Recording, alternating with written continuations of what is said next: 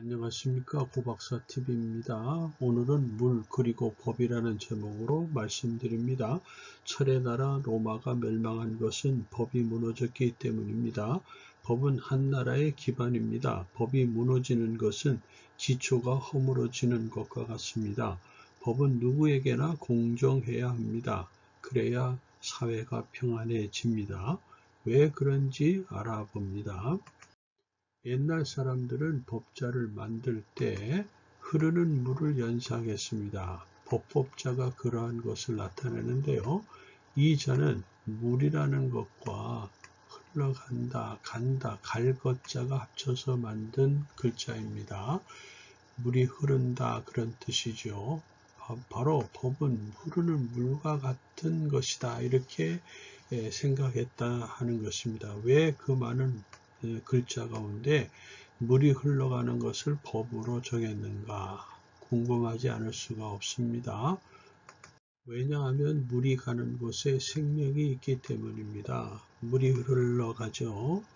자, 이렇게 물이 흘러가는데 그 물 속이라든지 물 겉에 그리고 물 주위에 이런 모든 사물들이 보면은 굉장히 풍요롭고 안식을 누리면서 번성해 가는 것을 볼 수 있습니다.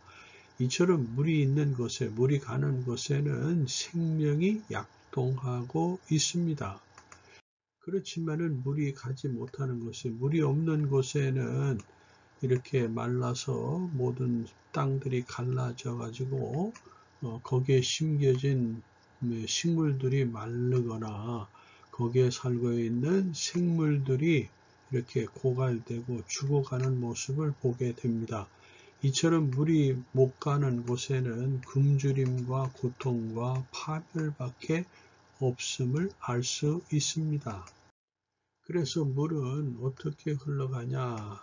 막으면은 넘쳐서라도 흘러가고 돌아서라도 흘러가고 앞을 막고 있는 것을 뚫어서라도 터뜨려서라도 흘러가고 심지어는 스며서라도 흘러가려고 합니다. 왜 그렇게 합니까?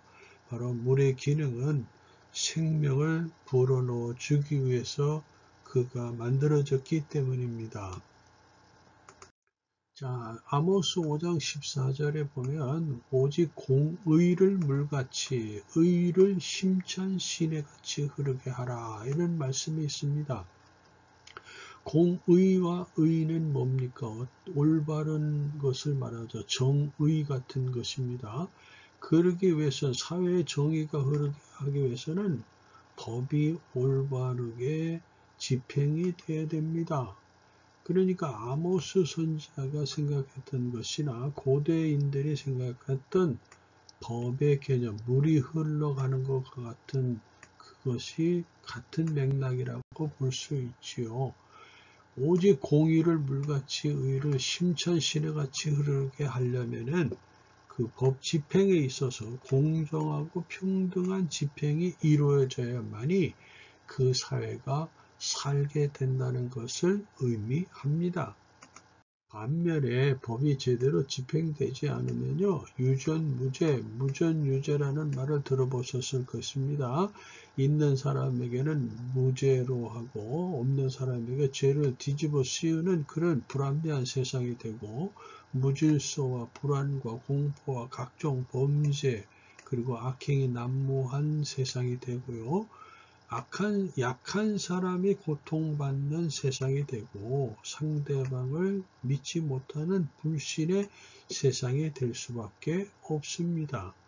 이렇게 되면 어떻게 됩니까? 사는 게 아니라 그 안에 살고 있는 모든 사람들이 다 죽는 것과 같은 결과를 가져오게 되죠. 자, 그러므로 물이 닿는 곳에는 모든 것이 살아납니다. 이렇게 그림에서와 같이 모든 것이 이렇게 풍성하게 자라나죠. 마찬가지 올바른 법 집행은 모두를 살리는 역사를 이룹니다. 법이라는 것은 사회 구성원 간에 합의한 공동의 선입니다.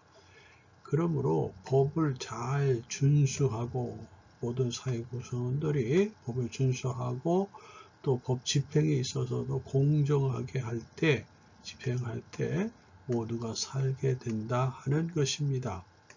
그럼 최초의 법은 언제 만들어졌습니까? 창세기 2장 17절에 나오는 선악과 나무가 최초의 법입니다.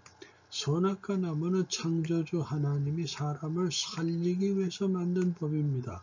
어떤 사람들은 선악과를 만들므로 사람이 죽게 되었다고 그 책임을 하나님에게 돌리는데, 그것은 하나님께서 법을 만드신, 선악과를 만드신 것을 잘못 이해하기 때문인 것입니다. 하나님은 절대로 사람에게 고통을 주거나 괴롭게 하거나 죽도록 하기 위해서 선악과를 만든 것이 아닙니다. 그 의도는 살리기 위해서, 영생하도록 하기 위해서 만든 것입니다.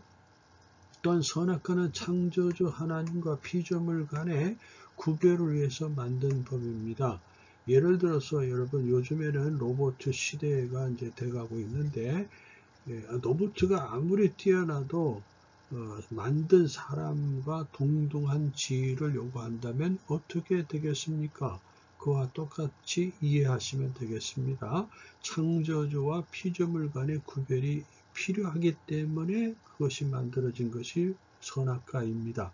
또한 선악과는 하나님이 선과 악을 알 수 있도록 하는 기능을 주어서 만드는 법이라는 것입니다. 그럼 성경은 무엇입니까? 인류가 지켜야 할 최고의 법입니다. 곧 선이라고 볼 수 있습니다. 성경은 창조주 하나님과 사람 간에 지켜야 할 도리를 규정한 특별한 법입니다. 최고의 선입니다. 창조주 하나님이 만든 법을 모든 피조물, 사람들이 지켜야 될 이유가 어디 있습니까? 바로 오류가 없기 때문입니다. 하나님은 전지전능하시고 완전하신 분이기 때문에 그분이 만든 법도 완전해서 오류가 없기 때문에 모든 피조물, 사람들이 지켜야 됩니다. 반드시 지켜야 됩니다. 지켜도 되고 안 지켜도 되는 것이 아닙니다.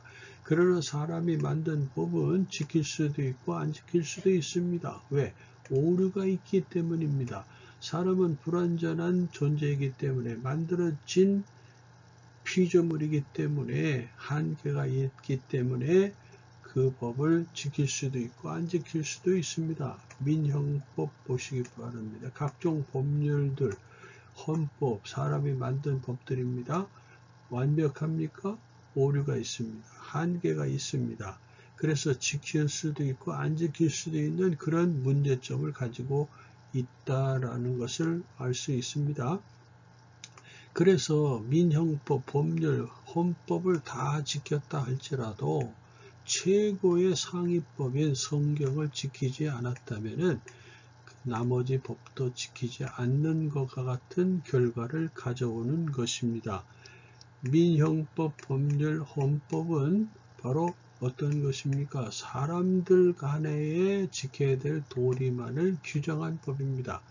그러나 성경은 사람들 간에 지켜야 될 도리뿐만 아니라 하나님과의 지켜야 될 도리까지 규정한 것이 성경입니다.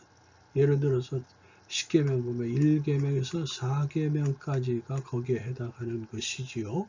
그렇기 때문에 성경은 모든 인류가 공통적으로 지켜야 될 특별법인 것입니다.